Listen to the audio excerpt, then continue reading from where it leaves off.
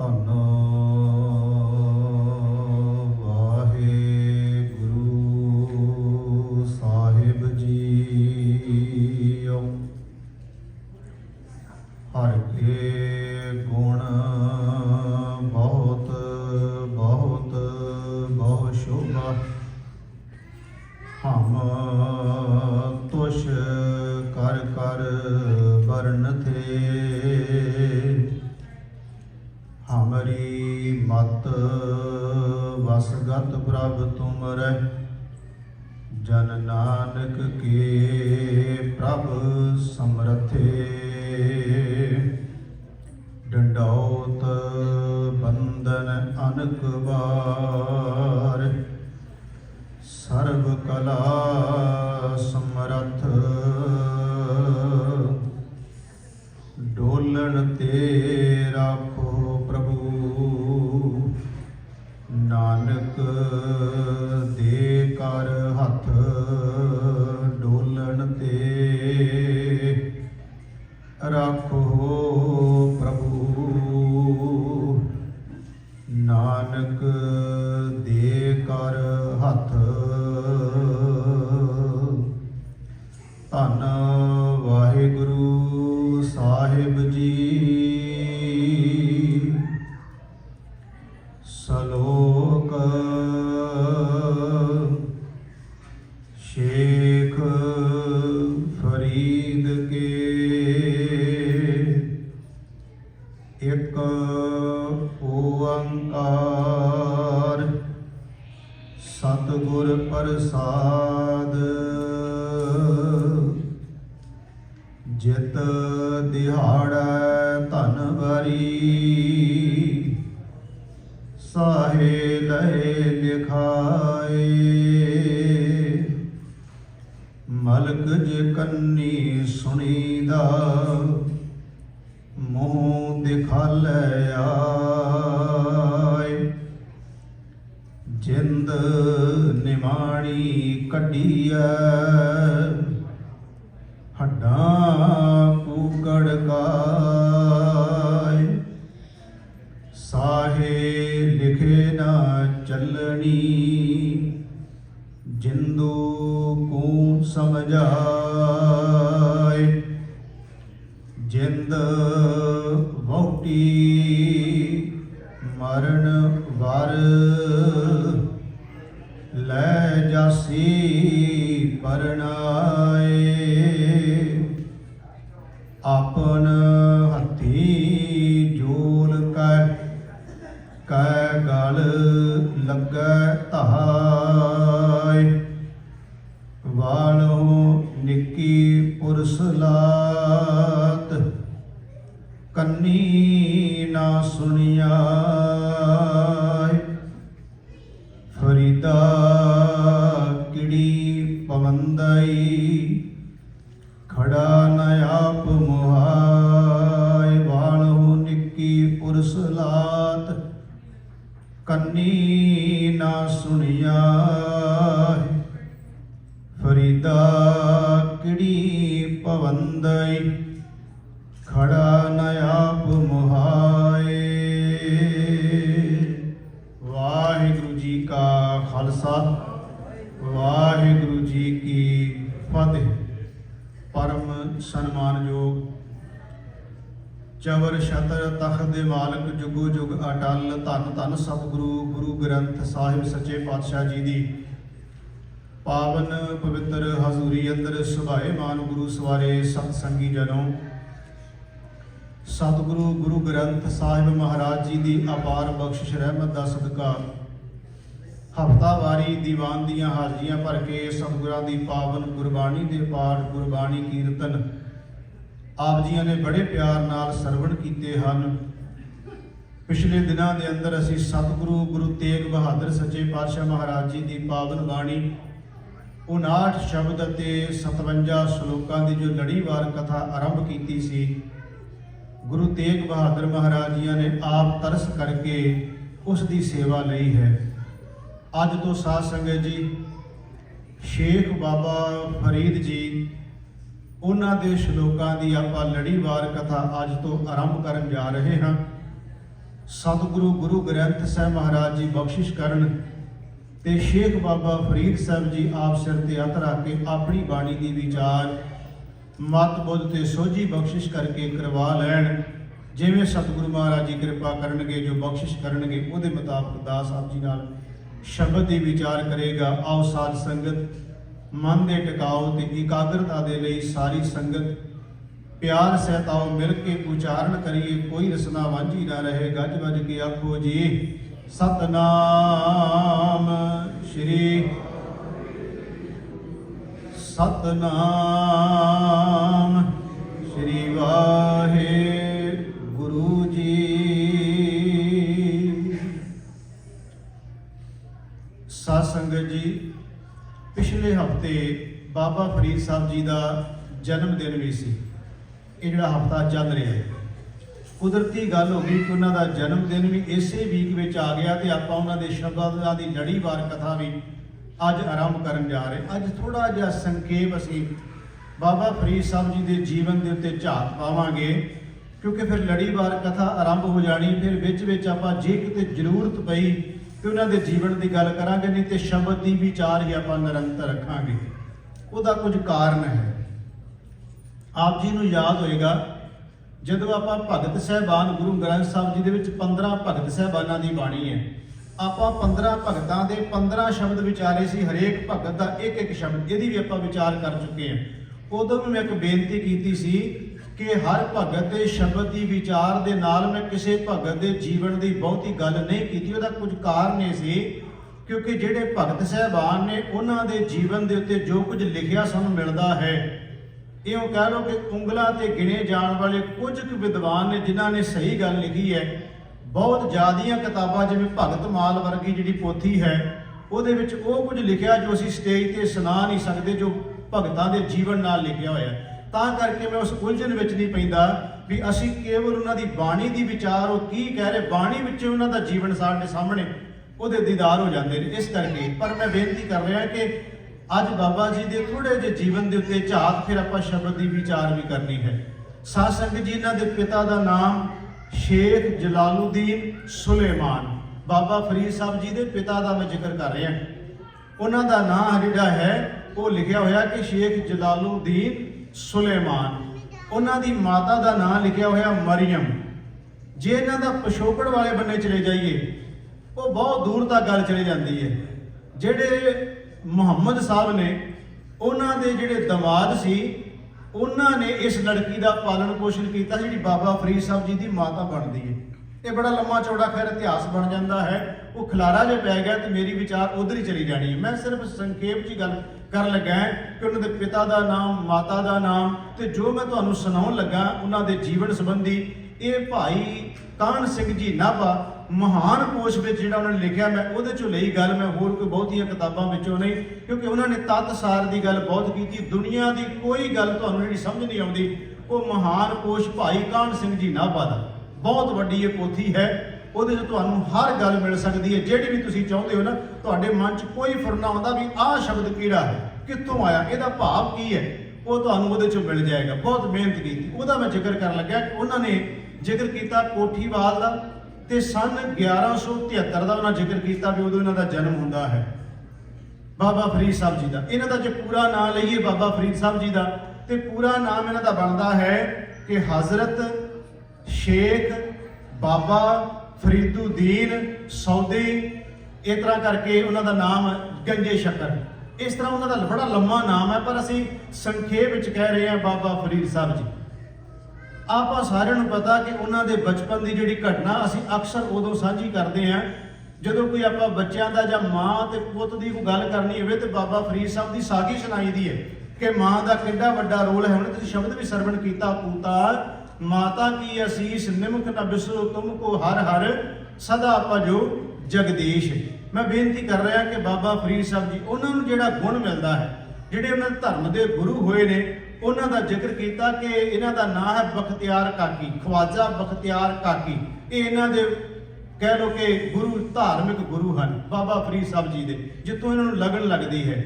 ਅਸੀਂ ਇਹ ਵੀ ਗੱਲ ਜਾਣਦੇ ਹਾਂ ਕਿ ਮਾਤਾ ਨੇ ਇਸ ਬੰਨੇ ਆਪਣੇ ਪੁੱਤਰ ਨੂੰ ਲਾਇਆ, ਉਹ ਵੀ ਸਾਨੂੰ ਸਭ ਨੂੰ ਪਤਾ ਹੈ ਕਿ ਇੱਕ छोटे जे कुजे विच कह लो कौली विच पा के शक्कर रखण दी गल सारे जानदे कि पुछया सी की मिलेगा। बाबा फरीद साहब जी मां ने कहा सी पुੱਤ इस बन्ने तुर, ते पुछया सी मां की मिलेगा। उन्हें कहा सी पुत्र जो मंगीए रब तो मिल जाता है। ते बाबा फरीद साहब ने कहा सी शक्कर मिलेगा। मां कहती जरूर मिलेगा। हुण वो शक्कर कौली विच पा के भावें मां ही कोल रखदी सी, पर अपने पुत्र दा विश्वास बन्नण लई उहनूं धर्म दे रस्ते ते ਤੋਰਨ ਲਈ मां ने ही ਇਹ ਕਾਰਜ ਕੀਤਾ ਸੀ। जिस दिन बाबा फरीद साहब ते किरपा वरतदी है उस दिन फिर अपनी मां नूं कहिंदे मां ये ठीक है तूं मैनूं कदी खंड रख दिंदी सी, कदी गुड़ रख दिंदी सी, कदी शक्कर रख दिंदी सी, कदी शहद ते कदी मिश्री ते कदी दुध, ये चीज़ां तूं मेरे लागे रख दिंदी सी।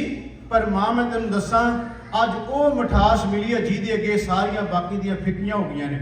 उन्हां दा श्लोक है जिहदी अगे चल के विचार आवेगी कि शक्कर खंड निवात गुड़ माखियो माझा दुध सभै वस्तु मिठियां रब न पुजन तुद। ये बाबा फरीद साहब जी का श्लोक है। खैर मैं बेनती कर रहा कि मां ने इस बन्ने लाया। जदों अकाल पुरख वाहिगुरू की कृपा पूरी बाबा फरीद साहब उत्ते वरत जाती है, परमात्मा नाल अभेरता वाली अवस्था बन जाती है, तो गुरमुखों उन्हां दी फिर जिहड़ी बाणी उन्होंने उचारण की है, उन्हां दी अगों 10वीं गद्दी ते बैठे हुए बाबा शेख ब्रह्म वो धन गुरु नानक देव सच्चे पातशाह अपनी प्रचार फेरियां विच उन्हां नूं मिलदे ने। उन्हां कोलों बाबा फरीद साहब जी की बाणी लैंदे है जिहड़ी गुरु अर्जन देव महाराज जी कोले पहुँच जाती है। तो जदों महाराज गुरु अर्जन देव सच्चे पातशाह जी पोथी परमेश्वर के थान का महाराज पहला प्रकाश उहदी संपादना करते हैं, उदों बाबा फरीद साहब की बाणी गुरु अर्जन देव महाराज जी ने दर्ज की है। खैर मैं तो संखेप जिहा जिक्र किया है कि वो हैं बाबा फरीद साहब जिन्हां दे असीं अज श्लोकां दी विचार लड़ी आरंभ करन जा रहे। पहला नंबर श्लोक का है। मैं संखेप जिहा उन्हां दा जिक्र किया कि मां ने इस बने लाया, पिता का नाम बाबा जी का नाम, तो उन्होंने जिहड़ी कृपा वरती है हुण उन्हां दे श्लोकां विचों सानूं नज़र आएगी कि किहड़ी अवस्था के मालक वो बने जिन्हां नूं मां ने प्रेरणा दे के इस बन्ने लाया है। आओ हुण आपां जो शब्द अज पहला श्लोक जिहड़ा है उसकी विचार आरंभ करन जा रहे हैं। सरलेख है श्लोक शेख बाबा फरीद जी, शेख फरीद के श्लोक शेख फरीद के, ये गुरु अर्जुन देव जी ने सरलेख दिता है श्लोकां में। अगे है एक ओंकार सतगुर प्रसाद, ये भी गुरु अर्जुन देव महाराज जी ने लिखा है। क्योंकि जो महाराज बाणी दर्ज भगतां की बाणी जो महाराज दर्ज की ना, जिहड़े मंगल लिखे वो गुरु अर्जुन देव महाराज जी ने लिखे ने उहदे उत्ते।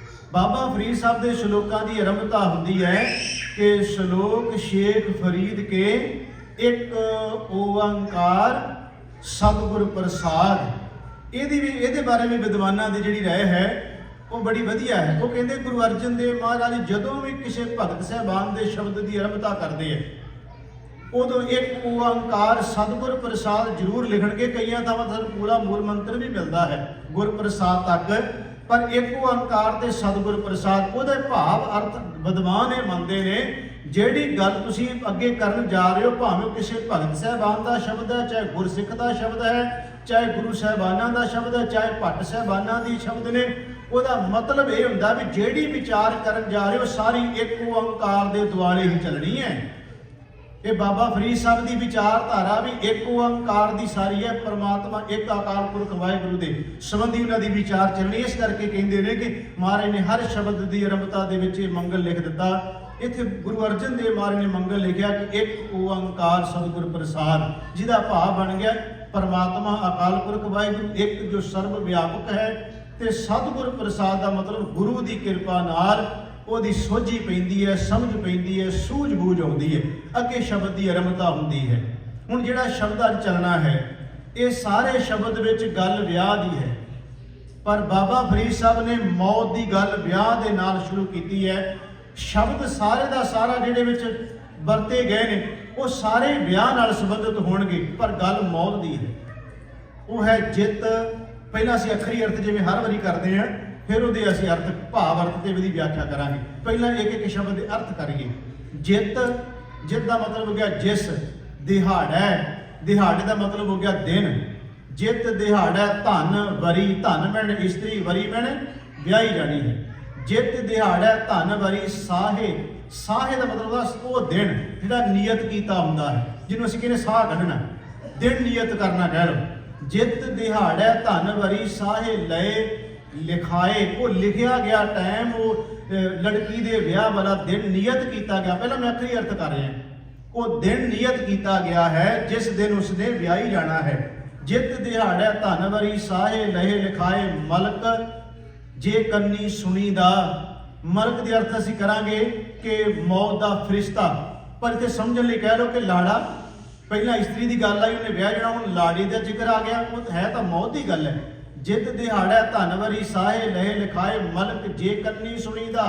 वो जिहड़ा लाड़ा सी उहदे बारे जिहदा कन्नां नाल सुनिया सी, मौत का फरिश्ता कन्नां नाल सुनिया जिहदे बारे। मलक जे कन्नी सुनीदा मूँह दे खाले आए, उन्हें आके अपना मूँह विखा दिता। जो उन्हें आके मूँह विखाया फिर कीता कि बाबा फरीद साहब जी कहते जिंद अंदरों जीव आत्मा निमाणी, वो निमाणी जिंद कढ़ी है, कढ़ लई। कढ़ी किवें? हड्डां कूं कड़काए, हड्डां नूं ऐ कड़का के चंगी तरह ਉਹਦੇ ਵਿੱਚੋਂ ਇਹ ਆਤਮਾ ਜਿਹੜੀ ਸੀ ਬਾਹਰ ਕੱਢ ਲਈ। ਜਿੰਦ ਨਿਮਾਣੀ ਕੱਢੀਏ ਹੱਡਾਂ ਕੂਕੜ ਕਾਏ, ਸਾਹੇ ਲਿਖੇ ਨਾ ਚੱਲਣੀ। ਸਾਹੇ ਦਾ ਮਤਲਬ ਫਿਰ ਉਹੀ ਆ ਗਿਆ, ਉਹ ਦਿਨ ਜਿਹੜਾ ਨਿਯਤ ਕੀਤਾ ਨਾ ਚੱਲਣੀ, ਨਹੀਂ ਟਾਲ ਸਕਦਾ ਉਹ। ਸਾਹੇ ਲਿਖੇ ਨਾ ਚੱਲਣੀ, ਜਿੰਦੂ ਕੂ ਸਮਝਾਏ, ਆਪਣੀ ਜਿੰਦ ਨੂੰ ਸਮਝਾ ਵੀ ਉਹ ਦਿਨ ਨਹੀਂ ਟਲਣਾ ਕਦੇ ਵੀ। ਸਾਹੇ ਲਿਖੇ ਨਾ ਚੱਲਣੀ, ਜਿੰਦੂ ਕੂ ਸਮਝਾਏ। ਜਿੰਦ ਵਹੁਟੀ, ਉਹ ਜਿਹੜੀ ਆਤਮਾ ਅੰਦਰ ਹੈ ਉਹ ਵਹੁਟੀ ਦੀ ਤਰ੍ਹਾਂ ਹੈ। ਜਿੰਦ ਵਹੁਟੀ ਮਰਨ ਵਾਰ, ਉਹ ਜਿਹੜਾ ਵਿਆਹਣ ਵਾਸਤੇ ਜਿਹੜਾ ਫਰਿਸ਼ਤਾ ਆਇਆ ਉਹ ਲਾੜਾ ਬਣ ਕੇ ਆਇਆ। ਜਿੰਦ ਵਹੁਟੀ ਮਰਨ ਵਾਰ ਲੈ ਜਾਸੀ, ਪਰਨਾਏ ਪਰਨਾ ਕੇ ਵਿਆਹ ਕੇ ਲੈ ਗਿਆ। ਜਿੰਦ ਵਹੁਟੀ ਮਰਨ ਵਾਰ ਲੈ ਜਾਸੀ ਪਰਨਾ, ਆਪਣ ਹੱਥੀ ਜੋਲ ਕੈ। ਆਪਣੇ ਹੱਥੀ ਜੋਲ ਕੇ ਦਾ ਮਤਲਬ ਤਿਆਰ ਕਰਕੇ, ਆਪਣੇ ਹੱਥੀ ਤਿਆਰ ਕਰਕੇ ਉਹਨੂੰ ਤੋਰਿਆ ਜਾ ਰਿਹਾ। ਆਪਣ ਹੱਥੀ ਜੋੜ ਕੇ ਕੈ ਗਲ ਲੱਗਾ ਧਾਏ। ਹੁਣ ਕਿਹਦੇ ਗਲ ਜਾ ਕੇ ਇਹ ਲੱਗੇ? ਜੀਵ ਆਤਮਾ ਜਿਹੜੀ। ਵਾਲੋਂ ਨਿੱਕੀ ਪੁਰਸ਼ ਲਾਤ, ਉਹ ਜਿਹੜਾ ਵਾਲ ਤੋਂ ਵੀ ਬਰੀਕ ਜਿਹੜਾ ਰਸਤਾ ਹੈ, ਉਹ ਬਾਬਾ ਫਰੀਦ ਸਾਹਿਬ ਜੀ ਕਹਿੰਦੇ ਜਿਸ ਮਾਰਗ ਤੇ ਤੁਰ ਚੱਲਣਾ ਹੈ, ਜਿਹਨੂੰ ਅਸੀਂ ਬਾਣੀ 'ਚ ਕਹਿੰਦੇ ਆ ਕਿ ਖੰਨਿਓ ਤਿੱਖੀ ਵਾਲੋਂ ਨਿੱਕੀ ਏਤ ਮਾਰਗ ਜਾਣਾ। ਉਹ ਜਿਹੜਾ ਬੜਾ ਔਖਾ ਬਿਖਮ ਮਾਰਗ ਹੈ, ਬਾਬਾ ਫਰੀਦ ਸਾਹਿਬ ਜੀ ਕਹਿੰਦੇ ਕੰਨਾਂ ਨਾਲ ਨਹੀਂ ਤੂੰ ਸੁਣਿਆ ਉਹਨੂੰ। ਵਾਲੋਂ ਨਿੱਕੀ ਪੁਰਸ਼ ਲਾਤ ਕੰਨੀ ਨਾ ਸੁਣਿਆ ਏ, ਤੈਨੂੰ ਕੰਨਾਂ 'ਚ ਉਹਦੀ ਆਵਾਜ਼ ਨਹੀਂ ਪੈ ਰਹੀ। ਫਰੀਦਾ ਕਿੜੀ ਪਵੰਦਈ, ਫਰੀਦਾ ਦਾ ਮਤਲਬ ਬਾਬਾ ਫਰੀਦ ਸਾਹਿਬ, ਕੀੜੀ ਦਾ ਮਤਲਬ ਆਵਾਜ਼, ਪਵੰਦੀ ਮੈਨੇ ਪੈਂਦੀਆਂ। ਮੈਂ ਸਿਰਫ ਆਖਰੀ ਅਰਥ ਪਹਿਲਾਂ ਕਰ ਰਿਹਾ। ਫਰੀਦਾ ਕਿੜੀ ਪਵੰਦਈ, ਬਾਜਾਂ ਪੈ ਰਹੀਆਂ ਨੇ, ਖੜਾ ਨਾ ਆਪ ਮੁਹਾਏ। ਮੁਹਾਏ ਮੈਨੇ ਹੁੰਦਾ ਠੱਗੇ ਜਾਣਾ। ਇਹ ਫਰੀਦ ਕਿਤੇ ਠੱਗਿਆ ਨਾ ਜਾਈ, ਤੈਨੂੰ ਰੋਜ਼ ਆਵਾਜ਼ਾਂ ਪੈਂਦੀਆਂ, ਤੂੰ ਆਵਾਜ਼ ਨੂੰ ਸੁਣਦਾ ਕਿਉਂ ਨਹੀਂ? ਇਹ ਆਖਰੀ ਅਰਥ ਜਿਹੜੇ ਅਸੀਂ ਪਹਿਲਾਂ ਵਿਚਾਰੇ, ਹੁਣ ਇਹਦੀ ਵਿਆਖਿਆ ਹੈ। ਬਾਬਾ ਫਰੀਦ ਸਾਹਿਬ ਜੀ ਜ਼ਿਕਰ ਕਰ ਰਹੇ ਨੇ ਵਿਆਹ ਦੀ ਸਾਰੀ ਗੱਲ, ਤੇ ਮੈਂ ਤਾਂ ਸ਼ੁਰੂ ਕਰਨ ਲੱਗਾ ਹਾਂ ਕਿ ਗੁਰਮੁਖੋ ਗੱਲ ਸੌਖੀ ਸਮਝ ਵਿੱਚ ਪੈ ਜਾਏਗੀ। ਆਪਾਂ ਸਭ ਨੂੰ ਪਤਾ ਜਦੋਂ ਲੜਕੀ ਦਾ ਜਨਮ ਹੁੰਦਾ ਹੈ, ਉਸ ਤੋਂ ਬਾਅਦ ਉਹਦਾ ਪਾਲਣ ਪੋਸ਼ਣ ਹੁੰਦਾ ਹੈ। ਫਿਰ ਜਦੋਂ ਜਵਾਨ ਹੋ ਜਾਂਦੀ, ਵਿਆਹਣ ਯੋਗ ਹੋ ਜਾਂਦੀ ਹੈ, ਉਸ ਵੇਲੇ ਮਾਂ ਬਾਪ ਫਿਰ ਮਿਲ ਬੈਠ ਕੇ ਵਿਚਾਰ ਕਰਦੇ ਆ, ਕਹਿੰਦੇ ਧੀ ਆਪਣੀ ਬੇਟੀ ਲੜਕੀ ਵਿਆਹਣ ਯੋਗ ਹੋ ਗਈ ਹੈ ਤੇ ਵਰ ਢੂੰਢੀਏ ਉਹਦੇ ਵਾਸਤੇ। ਫਿਰ ਵਰ ਢੂੰਡਿਆ ਜਾਂਦਾ ਹੈ, ਲੱਭਿਆ ਜਾਂਦਾ ਹੈ। ਵਰ ਲੱਭਣ ਤੋਂ ਬਾਅਦ ਫਿਰ ਕਹਿੰਦੇ ਹੁਣ ਉਹਨਾਂ ਨਾਲ ਰਿਸ਼ਤੇਦਾਰਾਂ ਨਾਲ ਗੱਲ ਕਰੀਏ ਕਿ ਕੋਈ ਦਿਨ ਮਿਥ ਲਈਏ। ਫਿਰ ਪਹਿਲਾਂ ਸਾਲ ਮਿਥਿਆ ਜਾਂਦਾ ਹੈ। ਸਮਝੋ ਜੋ ਬਾਬਾ ਫਰੀਦ ਸਾਹਿਬ ਸ਼ਲੋਕਾਂ 'ਚ ਕਹਿ ਰਹੇ, ਸਾਲ ਮਿਥਿਆ ਜਾਂਦਾ ਹੈ। ਸਾਲ ਮਿਥਣ ਤੋਂ ਬਾਅਦ ਜਦੋਂ ਸਾਲ ਦੇ ਥੋੜਾ ਜਿਹਾ ਦਿਨ ਲੰਘਦੇ ਨੇ, ਫਿਰ ਪਰਿਵਾਰ ਦੇ ਜੀ ਕਹਿੰਦੇ ਆ ਕਿ ਹੁਣ ਆਪਾਂ ਰਿਸ਼ਤੇਦਾਰਾਂ ਨਾਲ ਗੱਲ ਕਰੀਏ, ਮਹੀਨਾ ਮਿਥ ਲਈਏ। ਸਾਲ ਤਾਂ ਮਿਥ ਲਿਆ ਵੀ ਫਲਾਣੇ ਸਾਲ ਵਿੱਚ ਆਪਾਂ ਵਿਆਹ ਕਰਾਂਗੇ, ਮਹੀਨਾ ਮਿਥ ਲਈਏ। ਜਦੋਂ ਮਹੀਨਾ ਮਿਥਿਆ ਜਾਂਦਾ ਫਿਰ ਕਹਿੰਦੇ ਦਿਨ ਵੀ ਮਿਥ ਲਈਏ। ਪਹਿਲਾਂ ਸਾਲ, ਫਿਰ ਮਹੀਨਾ, ਫਿਰ ਦਿਨ। ਸਾਲ ਹੋ ਗਿਆ ਵੀ ਇਸ ਸਾਲ ਵਿੱਚ, ਮਹੀਨਾ ਹੋ ਗਿਆ ਇਸ ਮਹੀਨੇ ਵਿੱਚ, ਦਿਨ ਹੋ ਗਿਆ ਵੀ ਇਸ ਦਿਨ ਤੇ ਆਪਾਂ ਡੋਲੀ ਘਰੋਂ ਤੋਰ ਦੇਣੀ ਹੈ। ਤੇ ਫਿਰ ਜਦੋਂ ਲਿਖਿਆ ਜਾਂਦਾ ਦਿਨ, ਉਹ ਫਿਰ ਕਹਿੰਦੇ ਨੇ ਇੱਕ ਵਾਰ ਵਿਚਾਰ ਕਰ ਲਓ। ਸਮਝੋ ਜੋ ਮੈਂ ਸ਼ਬਦ ਕਹਿਣੇ, ਉਹ ਕਹਿੰਦੇ ਵਿਚਾਰ ਕਰ ਲਓ, ਕਿਉਂਕਿ ਜੇ ਸਾਇਆ ਇੱਕ ਵਾਰੀ ਲਿਖਿਆ ਗਿਆ, ਜਿਹਨੂੰ ਸਾਇਆ ਚਿੱਠੀ ਕਹਿੰਦੇ ਆਪਾਂ। ਮੈਂ ਬੜਾ ਹੈਰਾਨ ਹੋਇਆ ਕਿਉਂਕਿ ਪੂਰੀ ਵੀਕ ਮੈਂ ਜਿਹੜਾ ਸ਼ਬਦ ਵਿਚਾਰ ਰਿਹਾ ਹੁੰਦਾ, ਮੇਰੀ ਸਾਰੀ ਦੀ ਸਾਰੀ ਸੋਚ ਉਹਦੇ ਦੁਆਲੇ ਘੁੰਮੀ ਜਾਂਦੀ ਰਹਿੰਦੀ ਹੈ। ਹਰ ਵੇਲੇ ਉਹੀ ਸ਼ਬਦ ਦੇ ਬਾਰ-ਬਾਰ ਵੀ ਇਹਦੀ ਕੀ ਵਿਆਖਿਆ ਹੋਏਗੀ, ਕੀ ਕਹਿ ਰਹੇ ਨੇ ਮਹਾਰਾਜ, ਕਹਿਣਾ ਕੀ ਚਾਹੁੰਦੇ ਆ। ਜਿੰਨੀ ਕਿ ਫਿਰ ਗੁਰੂ ਸਮਤ ਬਖਸ਼ਦਾ ਉਹਦੇ ਮੁਤਾਬਕ ਵਿਚਾਰ ਹੁੰਦੀ। ਮੈਂ ਪੂਰੀ ਵੀਕ ਉਹਦੇ ਤੇ ਆਪਣਾ ਸਾਰਾ ਜ਼ੋਰ ਉਹਦੇ ਤੇ ਦੇਈ ਜਾਂਦਾ ਹਾਂ। ਜੋ ਸਮਝ ਆ ਰਹੀ ਹੈ ਕਿ ਬਾਬਾ ਫਰੀਦ ਸਾਹਿਬ ਜੀ ਗੱਲ ਤੁਸੀਂ ਮੌਤ ਦੀ ਕਰਨ ਲੱਗੇ ਹੋ, ਤੇ ਵਿਆਹ ਦਾ ਜ਼ਿਕਰ ਕਿਉਂ ਕਰ ਰਹੇ ਹੋ ਵਿੱਚ? ਵਿਆਹ ਦੇ ਨਾਲ ਮੌਤ ਦਾ ਕੀ ਸੰਬੰਧ ਹੈ? ਤੁਸੀਂ ਦੇਖਿਓ ਗੱਲ ਬੜੀ ਪਕੜ ਚ ਆਏਗੀ। ਹੁਣ ਉਹ ਜਦੋਂ ਮਿਟ ਜਾਏਗਾ ਫਿਰ ਪਤਾ ਕੀ ਕਹਿੰਦੇ ਆ, ਕਹਿੰਦੇ ਇੰਜ ਕਰੋ ਵੀ ਆਪਾਂ ਗੱਲ ਕਰ ਲਓ ਇੱਕ ਵਾਰ ਪਰਿਵਾਰ ਨਾਲ ਵੀ ਹੁਣ ਅੱਗੇ ਪਿੱਛੇ ਦਿਨ ਹੋ ਸਕਦਾ ਜੀ। जे एक बार साया लिखिया गया, साया चिट्ठी लिखी गई, नियत करता समा मुड़ के टलना नहीं जे उन्हें। जे परिवार च कोई घटना भी वापर गई ते दो जाने भावें जाके विआह लियाउण, वो दिन जिहड़ा नियत कीता होया उहनूं टालिया नहीं जे जा सकदा। हाँ, उहदे वास्ते समा है, वो ये समा भी साए तो पहला वेख लो। दिन अगे पिछे करना, साल अगे पिछे करना, महीना अगे पिछे करना तो कर सकते हो, पर जिस दिन लिखिया गया उन्होंने नहीं टालिया जा सकता। मैं तां सोच रहा सी बाबा फरीद साहब ने क्यों गल मौत की साहे नाल कीती। वो कहते परमात्मा ने जिस दिन जिंद नूं भेजिया उहदा साया नाल लिख के भेज दिता। दुनिया की कोई ताकत नहीं है जिहड़ी इस दिन नूं टाल जाएगी। उन्हें आखिर उस दिन लै ही जाना, मौत रूपी लाड़ी ने छड्ड के नहीं जाना। हाँ, जदों असीं आए नहीं धरती ते, अजे संसार ते आए नहीं, उदों तो सानूं पता ही नहीं ना कोई अजे किहड़ा उदों साया लिखिया जाना सी, कित्थे कीमता कित्थे भटकदे पए सां। पर जदों परमात्मा ने मात गर्भ में साडा प्रवेश कर दिता, नाल ही कह दिता भी इन्ना समा तैनूं दे दिता, जाके भोग लिया, तूं हुण दसिया नहीं। पर जिंद नूं कहता जिंदे तूं चेते रखी, मैं तैनूं एक दिन आवाज़ मारनी, सੱਦ लेना मैं तैनूं, ते जिन्नियां नाल तूं खलारा पाई बैठी है तैनूं सब छड्ड जाण के मैं आवाज़ मारनी है ते तैनूं मेरे कोले आउणा पैना। बाबा फरीद साहब जी कहते दिन मिथ्या गया, साया मिथ्या गया। हुण जिस वेले विआह दा दिन आ गया, मैं तां सारी गल विआह दी बन रहा है। शब्द का अर्थ ते भाव तां समझाउणा है, ये शब्द तां साडी सोच विच पैना है जो बाबा फरीद साहब कह रहे हैं। फिर दिन मिथ्या गया, वो दिन हुण आ गया जिस दिन लड़की का विआह होना है। बरात आ गई बूहे अगे, जो बरात आउंदी फिर लड़की तैयार की जाती, उहदियां लावां हुंदियां ने, फिर डोली च बिठाया जाता है। मैं पुरातन सभ्याचार की गल करदा, अज चलो चीज़ां नहीं भावें हन, पर असीं रस्मां ते थोड़ियां रखियां ही ने ना असीं अज भी।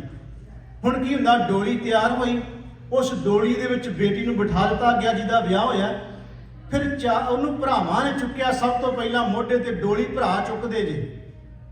जिन्हां ने पुरातन चीज़ां देखी, चलो मैं सुनिया ने, मैं देखिया नहीं, मैं तो सुनिया बजुर्गों को जा पढ़िया है, वो चीज़ां मैं अखी देखिया नहीं क्योंकि साडी संभाल दे विच वो चीज़ां नहीं सन।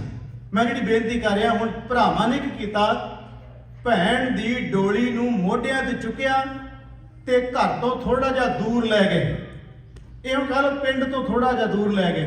उस तो बाद कुहारां ने चुक लई डोली वो जिहड़ी सी।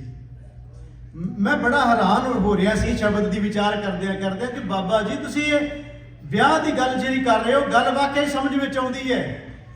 क्योंकि डोली च बिठाई धी नूं भरावां ने चुकिया, मोढे ते थोड़ा जिहा दूर लै गए, ते जिस दिन इस जिंद नूं चुकना सब तो पहला भरावां ने चुक के थोड़ा जिहा बाहर खड़ना, बाकी मोढा बाद विच जाके दिंदे ने। तुसीं देखो गल किद्दां मिलदी है। ਜਦੋਂ ਭਰਾਵਾਂ ਨੇ ਮੋਢਾ ਸਭ ਤੋਂ ਪਹਿਲਾਂ ਜਦੋਂ ਬੰਦੇ ਨੂੰ ਪਾਇਆ ਜਾਣਾ ਫੱਟੇ ਤੇ ਜਾਂ ਮੰਜੇ ਤੇ ਕਿਤੇ ਵੀ, ਉਦੋਂ ਭਰਾ ਚੁੱਕ ਕੇ ਪਹਿਲਾਂ ਮੋਢੇ ਤੇ ਰੱਖਦੇ, ਥੋੜਾ ਜਿਹਾ ਬਾਹਰ ਲਿਜਾ ਕੇ ਫਿਰ ਰੱਖ ਦਿੰਦੇ ਆ। ਬਾਅਦ ਵਿੱਚ ਬੰਦੇ ਬਦਲਦੇ ਰਹਿੰਦੇ, ਮੁੜ ਕੇ ਕਿਸੇ ਨੇ ਮੋਢਾ ਦਿੱਤਾ ਫਿਰ ਕਿਸੇ ਨੇ ਦਿੱਤਾ। ਸਭ ਤੋਂ ਪਹਿਲਾਂ ਮੋਢਾ ਭਰਾ ਹੀ ਦੇਣਗੇ, ਪਰਿਵਾਰ ਦੇ ਮੈਂਬਰ ਹੀ ਦੇਣਗੇ। ਬੜਾ ਤੁਸੀਂ ਦੇਖੋ ਜਦੋਂ ਸ਼ਬਦ ਨੂੰ ਸਾਰੀ ਭੂਮਿਕਾ ਬਾਬਾ ਜੀ ਬੰਨ ਰਹੇ ਨੇ। ਉਹ ਕਹਿੰਦੇ ਫਿਰ ਹੋਇਆ ਕੀ, ਜਦੋਂ ਉਸ ਡੋਲੀ ਨੂੰ ਤੁਰਨ ਲੱਗੀ ਭਰਾ ਵੀ ਚੁੱਕ ਕੇ ਤੋਰਦੇ ਨੇ, थोड़ा जिहा दूर रखते हैं, फिर मिलता कला कला जाना। उन्होंने बाप मिलता घुट के गले लाउंदा है, माँ आउंदी है घुट के गले लाउंदी है, भरा आउंदे ने अपनी भैन नूं गले लाउंदे है। जिहड़ा बाबा फरीद साहब कहंदे ने कै गल लगे धाए, ये गल वेखो हुण तुसीं। माँ लाउंदी है गले नाल, बाप लाउंदा गले नाल, भरा लाउंदे है गल नाल, ते नाले तोड़ के कहिंदे धीए इस घर दे विच तूं अज चली है, बस जिन्ना तेरा साडा संबंध सी इस घर दे नाल, ठीक है प्राहुणियां वांगू तू जरूर आवेगी, पर असली घर तेरा वही है जिथे तेनू अज तोड़ रहे हैं।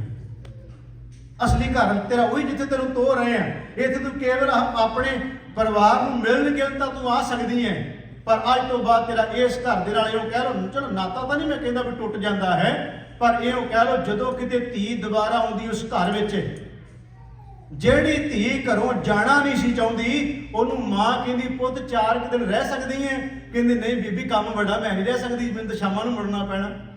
ਅਸੀਂ ਸਾਰੇ ਜਾਣਦੇ ਹਾਂ। ਉਹ ਕਹਿੰਦਾ ਪਿਤਾ ਕਹਿੰਦਾ ਧੀਏ ਤੂੰ ਉਦੋਂ ਜੋ ਤੈਨੂੰ ਘਰੋਂ ਜਾਣ ਲਈ ਕਹਿੰਦੇ ਸੀ, ਤੂੰ ਕਹਿੰਦੀ ਸੀ ਮੈਂ ਜਾਣਾ ਨਹੀਂ, ਕਿਤੇ ਗੱਲ ਲੱਗ ਜਾਂਦੀ ਸੀ। ਅੱਜ ਤੈਨੂੰ ਜਦੋਂ ਵਾਪਸ ਆਉਣੀ ਹੈ ਤੈਨੂੰ ਕਹੀਏ 2 दिन ਰਹਿ, ਤੂੰ ਕਹਿੰਦੀ ਨਹੀਂ ਮੇਰਾ ਸਰਦਾ ਨਹੀਂ, ਮੈਂ ਤਾਂ ਆਪਣੇ ਘਰੇ ਜਾਣਾ ਹੈ। बाबा फरीद साहब जी कहते हैं इस जिंद नूं कहंदे ने जिहड़ा असली घर है तेरा उधर ध्यान ही कोई नहीं, जिथे जाना सी उस घर वाले ध्यान कोई नहीं, तू इस घर विच बैठी जिस घर विचों तैनूं तोड़ देना है। आओ हुण असीं शब्द की ਵਿਆਖਿਆ ਵਾਲੇ ਬੰਨੇ ਆਈਏ। ਬਾਬਾ ਜੀ ਕਹਿ ਰਹੇ ਇਸ ਮੈਂ ਭੂਮਿਕਾ ਤਾਂ ਬੰਨੀ ਸੀ, ਗੱਲ ਸਮਝ ਵਿੱਚ ਪੈ ਜਾਂਦੀ ਹੈ ਬਾਬਾ ਫਰੀਦ ਸਾਹਿਬ ਦੇ ਸ਼ਲੋਕ ਦੀ। ਹੁਣ ਆਓ ਦੇਖੀਏ ਕਿ ਇੱਕ ਸ਼ਬਦ ਨੂੰ, ਜਿਤ ਦਿਹਾੜਾ ਧਨ ਵਰੀ ਸਾਹੇ ਲਏ ਲਿਖਾਏ। ਗੱਲ ਉਹੀ ਆ ਗਈ ਜਿਸ ਦਿਨ ਉਹ ਵਿਆਹ ਵਾਲਾ ਦਿਨ ਸੀ, ਨਿਯਤ ਕੀਤਾ ਗਿਆ, ਸਾਹਾ ਲਿਖਿਆ ਗਿਆ, ਤੇ ਬਾਬਾ ਫਰੀਦ ਸਾਹਿਬ ਜੀ ਕਹਿੰਦੇ ਉਹ ਦਿਨ ਲਿਖਿਆ ਗਿਆ, ਜਿਤ ਦਿਹਾੜੇ ਧਨ ਵਰੀ ਸਾਹੇ ਲਹੇ ਲਿਖਾਏ, ਮਲਕ ਜੇ ਕਰਨੀ ਸੁਣੀ ਦਾ। ਮਲਕ ਦਾ ਅਰਥ ਹੈ ਮੌਤ ਦਾ ਫਰਿਸ਼ਤਾ। ਇਸਲਾਮ ਦੇ ਵਿੱਚ 4 ਫਰਿਸ਼ਤੇ ਮੰਨੇ ਗਏ ਨੇ ਉਹਨਾਂ ਦੇ, ਵੈਸੇ 1.25 ਲੱਖ ਤੇ 80,000 ਦੀ ਗਿਣਤੀ ਵੀ ਆਉਂਦੀ ਹੈ, ਪਰ ਜਿਹੜੇ 4 ਉਹਨਾਂ ਦੇ ਵਿੱਚ ਮੇਨ ਮੰਨੇ ਜਾਂਦੇ ਆ, ਉਹਦੇ 4 ਦੇ ਵਿੱਚ ਇਬਰਾਹੀਮ, ਉਹਦੇ 'ਚ ਮਕਾਈਲ, ਉਹਦੇ ਵਿੱਚ ਇਸਰਾਈਲ ਤੇ ਅਜ਼ਰਾਈਲ। ਇਹ 4 ਨੇ। 4 ਦੇ ਕੰਮ ਵੀ ਵੱਖਰੇ ਵੱਖਰੇ ਨੇ। ਜਿਹੜਾ ਇਬਰਾਹੀਲ ਹੈ ਇਹ ਕਹਿੰਦੇ ਨੇ ਕਿ ਸਨੇਹ ਭੇਜਦਾ। ਮੈਂ ਉਹਨਾਂ ਦੀ ਗੱਲ ਕਰ ਰਿਹਾ, ਸਿੱਖ ਮਤ ਦੀ ਗੱਲ ਨਹੀਂ ਕਰ ਰਿਹਾ, ਇਸਲਾਮ ਦੀ ਗੱਲ ਕਰ ਰਿਹਾ। ਉਹਨਾਂ ਦਾ ਮਤ ਇਹ ਕਹਿੰਦਾ ਵੀ ਜਿਹੜਾ ਇਬਰਾਹੀਲ ਹੈ ਇਹ ਕੀ ਕਰਦਾ ਹੈ, ਖੁਦਾ ਦਾ ਪੈਗਾਮ ਲਿਆਉਂਦਾ, ਜਿਵੇਂ ਮੁਹੰਮਦ ਸਾਹਿਬ ਨੂੰ ਇੱਕ ਦਿੱਤਾ ਸੀ। ਜਿਹੜਾ ਉਸ ਤੋਂ ਬਾਅਦ ਮਕਾਈਲ ਹੈ ਇਹ ਹੈ ਜਿਹੜਾ ਰਿਜ਼ਕ ਦੇ ਰਿਹਾ ਹੈ। ਉਸ ਤੋਂ ਅਗਲਾ ਜਿਹੜਾ ਅਸਰਾਈਲ ਹੈ ਉਹ ਹੈ ਜਿਹਨੇ ਕਿਆਮਤ ਵਾਲੇ ਦਿਨ ਤੁਰੀ ਵਜਾਉਣੀ ਹੈ, ਆਵਾਜ਼ ਦੇਣੀ, ਸ਼ੰਖ ਵਜਾਉਣਾ ਤੇ ਕਬਰਾਂ ਵਿੱਚੋਂ ਸਾਰੇ ਉੱਠ ਪੈਣੇ ਹੈ। ਮੈਂ ਉਹਨਾਂ ਦਾ ਮਤ ਕਹਿ ਰਿਹਾ। ਮੇਰੇ ਕਲਿੱਪ ਨੂੰ ਕੱਟ ਕੇ ਨਾ ਕਹਿੰਦੇ ਵੀ ਬਾਬਾ ਇਹ ਕਥਾ ਕਰ ਰਿਹਾ ਸੀ ਉੱਥੇ। ਮੈਂ ਇਸਲਾਮ ਦੀ ਗੱਲ ਕਰ ਰਿਹਾ, ਉਹਨਾਂ ਦਾ ਮਤ ਕਹਿ ਰਿਹਾ। ਤੇ ਚੌਥਾ ਹੈ ਇਜ਼ਰਾਈਲ, ਜਿਹਨੂੰ ਬਾਬਾ ਫਰੀਦ ਸਾਹਿਬ ਕਹਿੰਦੇ ਮਲਕ ਜੇ ਕੰਨੀ ਸੁਣੀ ਦਾ। ਇਹ ਹੈ ਜਿਹਨੂੰ ਮੌਤ ਦਾ ਫਰਿਸ਼ਤਾ ਕਹਿੰਦੇ। ਮੈਂ ਬੇਨਤੀ ਕਰ ਰਿਹਾ, ਬਾਬਾ ਫਰੀਦ ਸਾਹਿਬ ਜੀ ਕਹਿੰਦੇ ਮਲਕ ਜੇ ਕੰਨੀ ਸੁਣੀ ਦਾ, ਜਿਹਨੂੰ ਕੰਨਾਂ ਨਾਲ ਸੁਣਿਆ ਸੀ, ਮੂੰਹ ਦਿਖਾਲੇ ਆਇਓ ਨੇ ਆ ਕੇ ਮੂੰਹ ਵਿਖਾ ਦਿੱਤਾ। ਜਿੰਦ ਨਿਮਾਣੀ ਕੱਢੀ ਹੈ। ਹੁਣ ਅੰਦਰੋਂ ਜਿੰਦ ਜਿਹੜੀ ਸੀ ਨਿਮਾਣੀ ਵਿਚਾਰੇ ਨੂੰ ਕੱਢ ਲਿਆ ਗਿਆ। ਹੱਡਾਂ ਕੂ ਕੜਕਾਏ, ਪਰ ਕਿਹਦੇ ਹੱਡਾਂ ਨੂੰ ਕੜਕਾ ਕੇ ਕੱਢੇਗੀ? ਜਿਹੜਾ ਬਾਣੀ ਤੋਂ ਟੁੱਟਿਆ ਹੋਏਗਾ, ਨਾਮ ਤੋਂ ਟੁੱਟਿਆ ਹੋਏਗਾ, ਉਸ ਪਰਮਾਤਮਾ ਦੀ ਰਜ਼ਾ ਤੇ ਹੁਕਮ ਤੋਂ ਟੁੱਟਿਆ ਹੋਏਗਾ, ਉਹਦੀ ਗੱਲ ਕਰਦੇ ਨੇ ਬਾਬਾ ਫਰੀਦ ਸਾਹਿਬ ਜੀ। ਜੇ ਕਹੀਏ ਕਿ ਹਰੇਕ ਦੇ ਉੱਤੇ ਵਾਪਰਦੀ ਹੈ, ਨਹੀਂ। ਰਾਮ ਕਲੀ ਸਦ ਪੜ੍ਹ ਕੇ ਦੇਖੋ, ਗੁਰੂ ਅਮਰਦਾਸ ਮਹਾਰਾਜ ਜੀ ਦੇ ਬੋਲ, ਉਹਨਾਂ ਦੇ ਪੜਪੋਤੇ ਬਾਬਾ ਸੁੰਦਰ ਜੀ ਨੇ ਉਹਨੂੰ ਕਲਮਬੰਦ ਕੀਤਾ ਹੈ। ਤੇ ਬਾਬਾ ਸੁੰਦਰ ਜੀ ਉਹਨਾਂ ਸ਼ਬਦਾਂ ਨੂੰ ਲਿਖਦੇ ਨੇ ਕਿ ਗੁਰੂ ਅਮਰਦਾਸ ਮਹਾਰਾਜ ਜੀ ਜਦੋਂ ਪਰਮਾਤਮਾ ਦਾ ਸੱਦਾ ਆਉਂਦਾ ਤੇ ਕਿਵੇਂ ਜਾਂਦੇ ਆ। ਜਗ ਦਾਤਾ ਸੋਏ ਭਗਤ ਵਸ਼ਲ ਤੇ ਲੋਏ ਜੀਓ, ਗੁਰ ਸ਼ਬਦ ਸਮਾਵੈ ਅਵਰ ਨ ਜਾਣੈ ਕੋਏ ਜੀਓ। ਅਵਰੋ ਨ ਜਾਣੈ ਸ਼ਬਦ ਗੁਰ ਕੈ ਏਕ ਨਾਮ ਧਿਆਵੈ, ਪ੍ਰਸਾਦ ਨਾਨਕ ਗੁਰੂ ਅੰਗਦ ਪਰਮ ਪਦਵੀ ਪਾਵੇ ਆਇਆ ਹਕਾਰਾ। ਹਕਾਰਾ ਦਾ ਮਤਲਬ ਹੁੰਦਾ ਆਵਾਜ਼ ਦੇਣਾ, ਜਿਹੜਾ ਸੱਦਾ ਆਉਂਦਾ ਹੈ, ਜਿਹਨੂੰ ਬਾਬਾ ਫਰੀਦ ਸਾਹਿਬ ਕਹੇ ਮਲਕ ਜੇ ਕੰਨੀ ਸੁਣੀ ਦਾ। ਆਇਆ ਹਕਾਰਾ ਚੱਲਣ ਵਾਰਾ ਹਰ ਰਾਮ ਨਾਮ ਸਮਾਇਆ, ਜਗ ਅਮਰ ਅਟਲ ਅਤੋਲ ਠਾਕਰ ਭਗਤ ਤੇ ਹਰ ਪਾਇਆ। ਹਰ ਭਾਣਾ ਗੁਰ ਭਾਇਆ ਗੁਰ ਜਾਵੇ ਹਰ ਪ੍ਰਭ ਪਾਸ ਜੀਓ, ਸਤਿਗੁਰ ਕਰੇ ਹਰ ਪੈ ਬੇਨਤੀ ਮੇਰੀ ਪੈਜ ਰੱਖੋ ਅਰਦਾਸ ਜੀਓ। ਪੈਜ ਰੱਖੋ ਹਰ ਜਨੇ ਕੇਰੀ ਹਰ ਦੇਵੋ ਨਾਮ ਨਿਰੰਜਨੋ, ਅੰਤ ਚੱਲਦਿਆਂ ਹੋਏ ਬੇਲੀ ਜਮਦੂਤ ਕਾਲ ਨਿਖੰਜਨੋ। ਇਹਦੇ ਅਰਥ ਹੋ ਗਏ ਕਿ ਗੁਰੂ ਅਮਰਦਾਸ ਮਹਾਰਾਜ ਜੀ ਉਹ ਹਨ ਜਿਨ੍ਹਾਂ ਤੇ ਗੁਰੂ ਨਾਨਕ ਗੁਰੂ ਅੰਗਦ ਸਾਹਿਬ ਦੀ ਕਿਰਪਾ ਵਰਤੀ ਹੈ। ਉਹ ਇੱਕ ਪਰਮਾਤਮਾ ਤੋਂ ਬਿਨਾਂ ਦੂਜੇ ਨੂੰ ਆਰਾਧਦੇ ਕੁਝ ਨਹੀਂ। ਜਦੋਂ ਉਹਨਾਂ ਨੂੰ ਸੱਦਾ ਆਉਂਦਾ, ਕਹਿੰਦੇ ਮੈਨੂੰ ਸੱਦਾ ਆਇਆ, ਹਕਾਰਾ ਆਇਆ, ਮੈਂ ਚੱਲਣ ਜਾ ਰਿਹਾ ਤੇ ਮੈਨੂੰ ਮੇਰੇ ਪਰਮਾਤਮਾ ਨੇ ਆਵਾਜ਼ ਮਾਰੀ ਹੈ। ਉੱਥੇ ਸਤਿਗੁਰੂ ਮਹਾਰਾਜ ਕਹਿੰਦੇ ਮੇਰੇ ਸਿੱਖ ਸੁਣੋ ਪੁੱਤ ਭਾਈਓ, ਮੇਰੇ ਹਰ ਭਾਣਾ ਆਓ ਮੈਂ ਪਾਸ ਜੀਓ। ਹੇ ਮੇਰੇ ਭਰਾਵੋ, ਹੇ ਮੇਰੇ ਪੁੱਤੋ ਤੇ ਮੇਰੇ ਰਿਸ਼ਤੇਦਾਰੋ, ਆਓ ਮੇਰੇ ਕੋਲ। ਮੈਂ ਤੁਹਾਨੂੰ ਦੱਸਾਂ ਕਿ ਪਰਮਾਤਮਾ ਨੇ ਮੈਨੂੰ ਸੱਦਾ ਭੇਜਿਆ ਤੇ ਮੈਂ ਉਹਦੇ ਕੋਲੇ ਜਾ ਰਿਹਾ। ਮੈਂ ਪੂਰਾ ਰਾਮਕਲੀ ਸੱਦ ਨਹੀਂ ਪੜ੍ਹ ਰਿਹਾ, ਵਿੱਚੋਂ ਵਿੱਚ ਉਹਦੀਆਂ ਤੁਕਾਂ ਲੈ ਰਿਹਾ। ਮੇਰੇ ਪੁੱਤ ਭਾਈਓ ਆਓ, ਮੇਰੇ ਭਾਣਾ ਆਓ ਮੈਂ ਪਾਸ ਜੀਓ। ਹਰ ਭਾਣਾ ਗੁਰ ਭਾਇਆ, ਮੇਰਾ ਹਰ ਪ੍ਰਭ ਕਰੇ ਸ਼ਾਬਾਸ਼ ਜੀਓ। ਗੁਰੂ ਅਮਰਦਾਸ ਕਹਿੰਦੇ ਮੈਨੂੰ ਸ਼ਾਬਾਸ਼ੀ ਮਿਲਦੀ ਪਈ ਹੈ। ਹੁਣ ਇਹਨੂੰ ਅਸੀਂ ਕਿਵੇਂ ਕਹਦਾ ਕਿ ਹੱਡਾ ਕੂਕੜਕਾਏ? ਗੁਰੂ ਅਮਰਦਾਸ ਦੀ ਥੋੜਾ ਕਹਿ ਸਕਦੇ ਵੀ ਹੱਡਾ ਕੜਕਾ ਕੇ ਜਿੱਦ ਕੱਢੀ। ਮਹਾਰਾਜ ਕਹਿੰਦੇ ਨਹੀਂ, ਮੈਨੂੰ ਆਵਾਜ਼ ਆਈ ਮੇਰੇ ਮਾਲਕ ਦੀ, ਉਹ ਆਵਾਜ਼ ਮੈਂ ਸੁਣ ਲਈ ਤੇ ਜਦੋਂ ਮੈਂ ਤਿਆਰ ਹੋ ਰਿਹਾ, ਗੁਰੂ ਅਮਰਦਾਸ ਮਹਾਰਾਜ ਕਹਿੰਦੇ ਮੈਨੂੰ ਪਰਮਾਤਮਾ ਸ਼ਾਬਾਸ਼ੀ ਦੇ ਰਿਹਾ ਹੈ। ਸ਼ਾਬਾਸ਼ ਅਮਰਦਾਸ, ਸ਼ਾਬਾਸ਼, ਤੂੰ ਮੇਰੇ ਹੁਕਮ ਨੂੰ ਮੰਨ ਲਿਆ, ਮੇਰੇ ਭਾਣੇ ਨੂੰ ਮੰਨ ਲਿਆ। ਕਹਿੰਦੇ ਮੈਂ ਪਰਮਾਤਮਾ ਦੀ ਸ਼ਾਬਾਸ਼ੀ ਲੈ ਕੇ ਤੁਰਨ ਲੱਗਿਆ ਤੇ ਸਤਿਗੁਰੂ ਅਮਰਦਾਸ ਮਹਾਰਾਜ ਕਹਿੰਦੇ ਇੱਕ ਕੰਮ ਕਰੋ। ਉਹ ਕਿਹੜਾ? ਮਹਾਰਾਜ ਕਹਿੰਦੇ ਨੇ ਕਿ ਜਦੋਂ ਕਿਸੇ ਨੂੰ ਸਰਪਾਓ ਮਿਲਦਾ ਹੋਵੇ ਨਾ, ਮਾਨ ਮਿਲਦਾ ਹੋਵੇ, ਇੱਜ਼ਤ ਮਿਲਦੀ ਹੋਵੇ, ਵਡਿਆਈ ਮਿਲਦੀ ਹੋਵੇ, ਉਦੋਂ ਮਿੱਤਰਾਂ ਨੂੰ ਖੁਸ਼ ਹੋਣਾ ਚਾਹੀਦਾ ਵੀ ਅੱਜ ਮੇਰੇ ਦੋਸਤ ਮਿੱਤਰ ਨੂੰ ਬੜੀ ਵੀ ਮੈਨੂੰ ਖੁਸ਼ੀ ਇਸ ਗੱਲ ਦੀ, ਮੈਨੂੰ ਮਾਣ ਹੈ ਕਿ ਅੱਜ ਮੇਰੇ ਦੋਸਤ ਨੇ ਜਿਹੜਾ ਹੈ ਉਹਨੂੰ ਅੱਜ ਉਹਦੀ ਇਹ ਵਡਿਆਈ ਹੋ ਰਹੀ ਹੈ, ਉਹਦੀ ਉਪਮਾ ਹੋ ਰਹੀ ਹੈ, ਉਹਨੂੰ ਮਾਨ ਸਨਮਾਨ ਮਿਲ ਰਿਹਾ ਹੈ। ਗੁਰੂ ਅਮਰਦਾਸ ਮਹਾਰਾਜ ਕਹਿੰਦੇ ਪਰਮਾਤਮਾ ਅਕਾਲ ਪੁਰਖ ਵਾਹਿਗੁਰੂ ਦੇ ਦਰ ਤੋਂ ਅੱਜ ਅਸੀਂ ਨਿਵਾਜੇ ਜਾ ਰਹੇ ਹਾਂ। ਇਸ ਕਰਕੇ ਸਾਰਿਆਂ ਨੂੰ ਮਹਾਰਾਜ ਬੇਨਤੀ ਕਰ ਰਹੇ ਤੁਸੀਂ ਖੁਸ਼ ਹੋਇਓ ਜੇ। ਮਿੱਤ ਪੈ ਜਾਏ, ਮਿੱਤ ਵਿਗਸੈ, जिस मित की पैज भावै। तुसी विचार देखो पुत भाई, हर सतगुरु पहनावे। मेरा सतगुरु मैनू ये पहना रहा जिहड़ा परमात्मा का बख्शिश रूपी सरूपा है। इस करके महाराज कहते तुसी खुश होए। मैं बेनती कर रहा सी कि बाबा फरीद साहब जो कह रहे हैं ਉਹਦਾ ਹੁਣ ਅਸੀਂ दूसरा शब्द ले लीए ਜਿਹੜੀ ਅਲਾਣੀਆਂ ਦੀ ਬਾਣੀ ਦਾ ਪਾਠ ਹੁੰਦਾ ਹੈ। क्योंकि ਅੱਜ ਥੋੜੀਆਂ ਜਿਹੀਆਂ ਗੱਲਾਂ ਤਾਂ ਇਹ ਮੌਤ ਨਾਲ ਸੰਬੰਧਿਤ ਚੱਲਣੀਆਂ ਨੇ।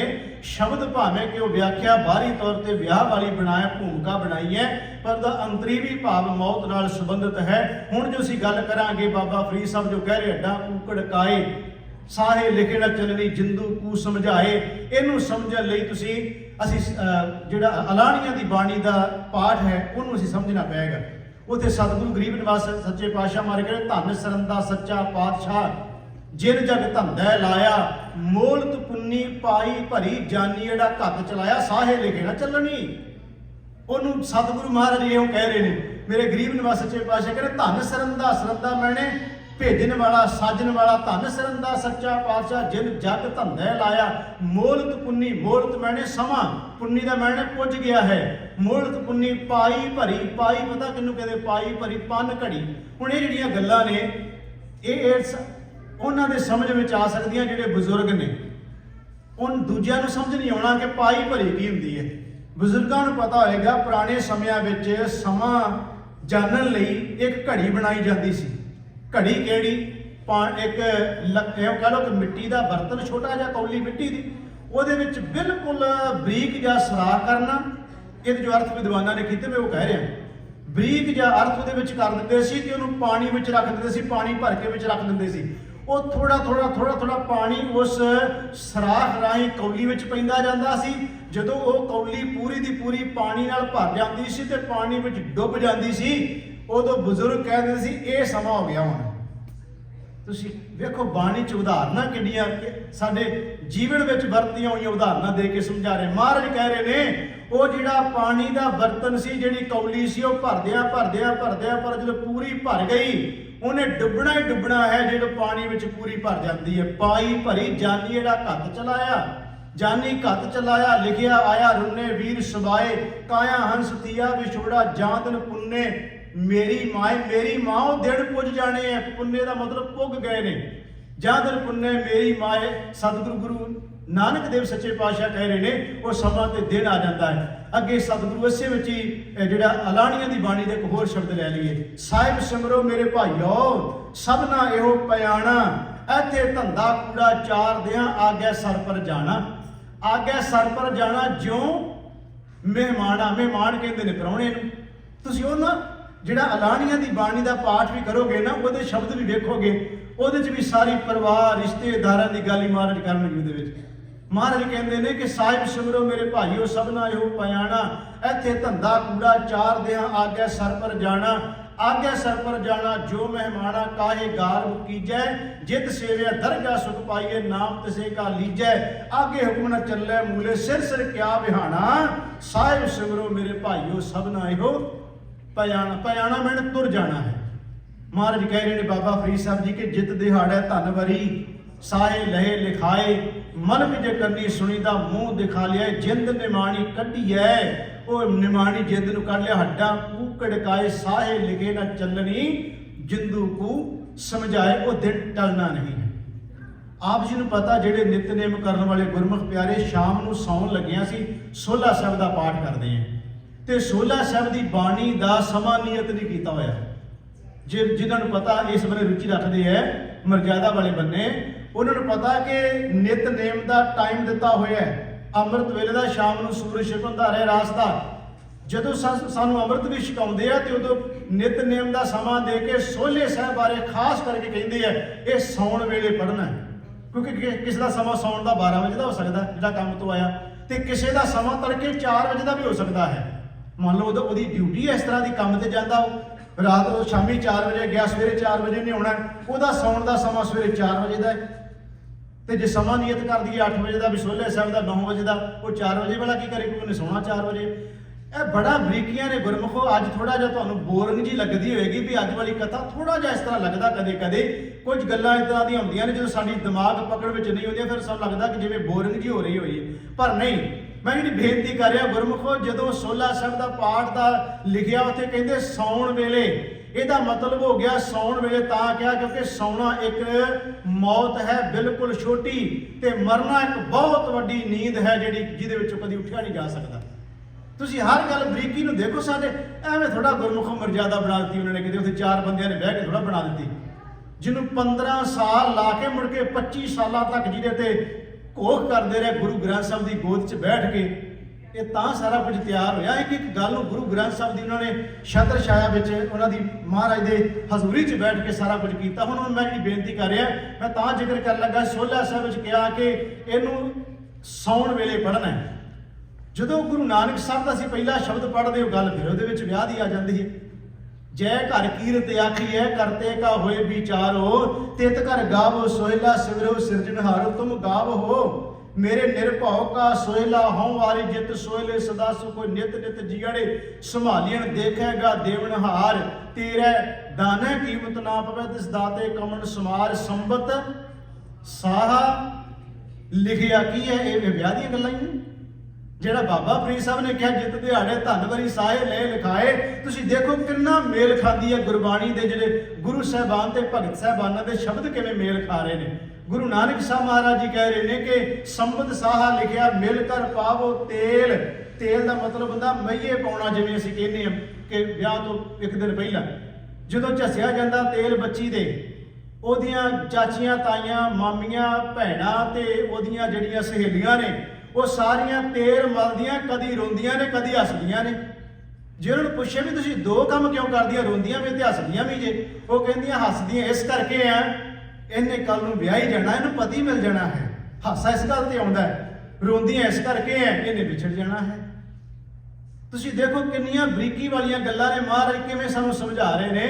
सतगुरु गुरु नानक देव सच्चे पातशाह कहते संबत साहा लिखिया मिलकर पावो तेल, देहो सजने असीसड़ियां मेरिया सतसंगी सहेलियो, मैनू असीसां देवो जिवें तेल झसदियां होइयां मामियां चाचियां ताइयां भरजाइयां ਜਿਹੜੀਆਂ उस बच्ची नूं असीसां दे रहीआं ने। महाराज कहंदे जिन्हों अगले घर ਤੋਰਨ वास्ते ਉਹਨੂੰ ਕਹਿ रही तू सुखी वसे। महाराज गुरु नानक साहब कहंदे ने मेरी जिंदे तैनूं सत संगत रूपी सहेलियां असीस देण। संबत साहा लिखिया मिलकर पावो तेल, देव सजने असीसड़ियां जो हो गए साहिब स्यों मेल। फिर मार कहते घर घर ये हो पहुँचा, जित दिहाड़े धन भरी साहे लय लिखाए। घर घर ये हो पहुँचा, पहुँचा का मतलब सदा, वो जाके हरेक घर में सदा देगा। घर घर ये हो पहुँचा सदड़े नित पवन सदन हारा सिमरिए, फरीदा किड़ी पवंदा ही खड़ा ना आप मुहाए, तेनू बाजा पै रही पता नहीं लग रहा। इतने महाराज कहते सदन हारा सिमरिए नानक से दे आवन, वो दिन जरूर आएगा जिन्होंने बाबा फरीद साहब कह रहे ने कि जिंद निमाणी कढ़िए हड्डा कूकड़ काए, साहे लिखे ना चलनी जिंदू कूस समझाए। जिंद बहुटी मरण वार लै जासी परनाए। मारे कहते जी जिंद है ये बहुटी की तरह है, वो जिहड़ा मौत रूपी लड़ा नूं ब्याहण वास्ते आएगा। जिंद निमाणी कढ़िए हड्डा कूकड़ काए, साहे लिखे ना चलनी जिंदू कू समझाए। जिंद बहुटी मरण वार लै जासी परनाए, आपन हथी जोल कै ऐ तैयार करके अपने हथां नाल कै गल लगे धाए। हुणे जाके किहदे गल लगना है ये तो किसी नूं नहीं पता। क्या जाना कि वो मरेंगे कैसा मरना होए, जेकर साहिब मरना विसरे तो सहला मरना होए। महाराज कहते कै गल लगे ताए वालों निक्की पुरसलात। तेन ये बारे समझ नहीं आई। ये भी हुण मैं अलाणियां दी बाणी च ये संबंधित शब्द लेना है।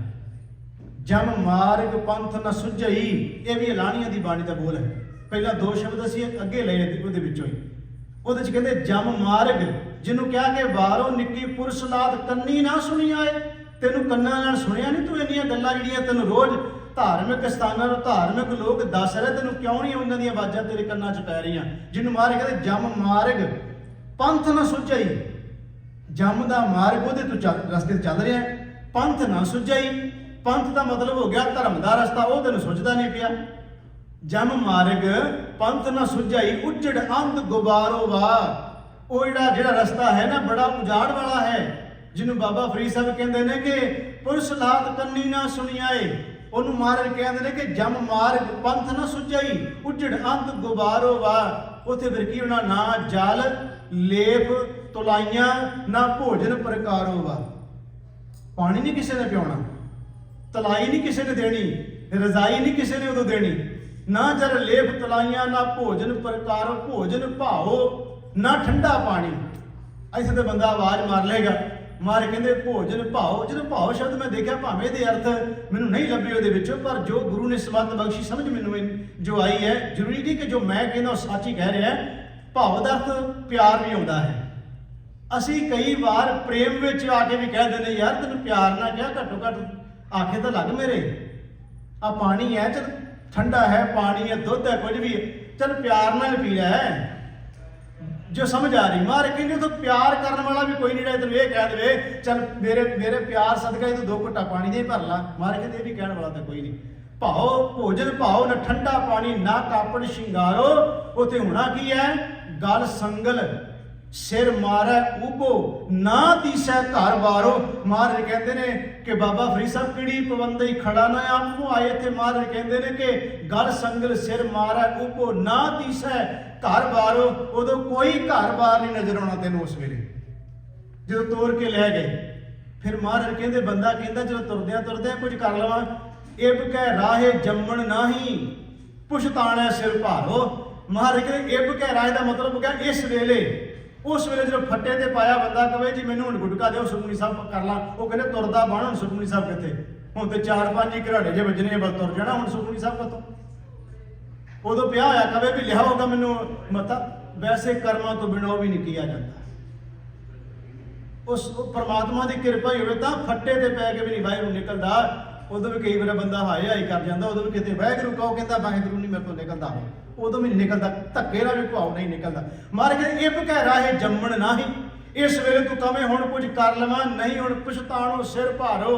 ਕੋਈ ਭਾਰ ਲੈ ਕੇ ਤੁਰ ਪਿਆ, ਹੁਣ ਪਛਤਾਵਾ ਹੀ ਪੱਲੇ ਲੈ ਕੇ ਤੁਰ ਗਿਆ। ਜਿਹਨੂੰ ਬਾਬਾ ਫਰੀਦ ਸਾਹਿਬ ਕਹਿੰਦੇ ਨੇ ਕਿ ਬਾਬਾ ਫਰੀਦ ਸਾਹਿਬ ਜੀ ਕਹਿ ਰਹੇ ਨੇ ਕਿ ਵਾਲੋ ਨਿੱਕੀ ਪੁਰਸਲਾਦ ਕਰਨੀ ਨਾ ਸੁਣੀ ਆਏ। ਫਰੀਦਾ ਅਖੀਰਲੀ ਤੋਂ ਕਿਹੜੀ ਪਵੰਦਈ, ਕਿਹੜੀ ਮੈਨੇ ਆਵਾਜ਼, ਪਵੰਦੀ ਮੈਨੇ ਪੈਂਦੀਆਂ ਨੇ।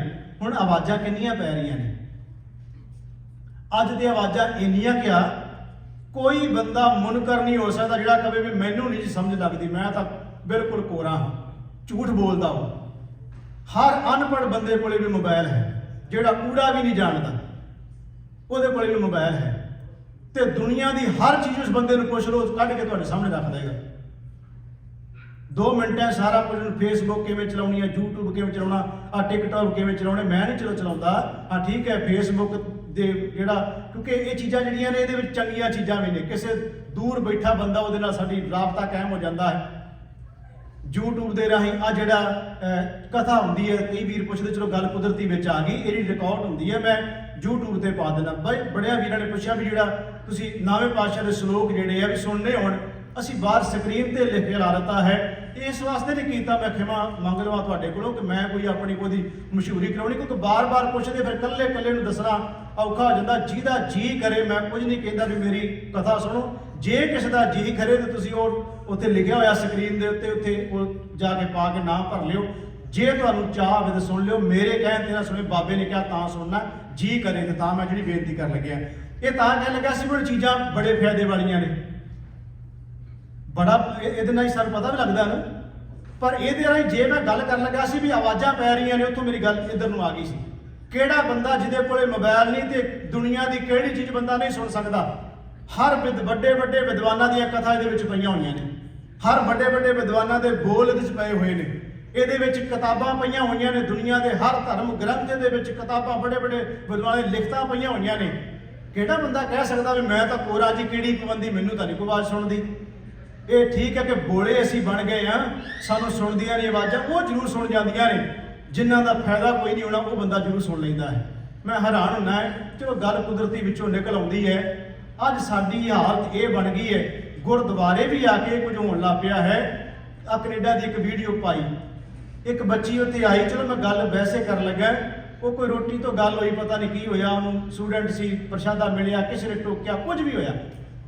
ਇਹ ਕਿੰਨੀ ਕਿ ਸਾਡੀ ਸਿਆਣਪ ਸੀ ਵੀ ਉਹਨੂੰ ਸਿਰਫ ਇਸ ਵਾਸਤੇ ਵੀ ਮੈਂ ਉਹਨੂੰ ਟਿਕਟੌਕ ਤੇ ਪਾ ਦੂੰ, ਦੁਨੀਆ 'ਚ ਮੇਰੀ ਲਾਲਾ ਲਾਲਾ ਹੋ ਜਾਏਗੀ, ਵੀ ਬੜੀ ਵੀਡੀਓ ਚੱਲੀ ਉਹਦੀ, ਤੇ ਉਹਦੇ 'ਚ ਕੀ ਮੈਸੇਜ ਦੇ ਰਹੀ ਹੈ?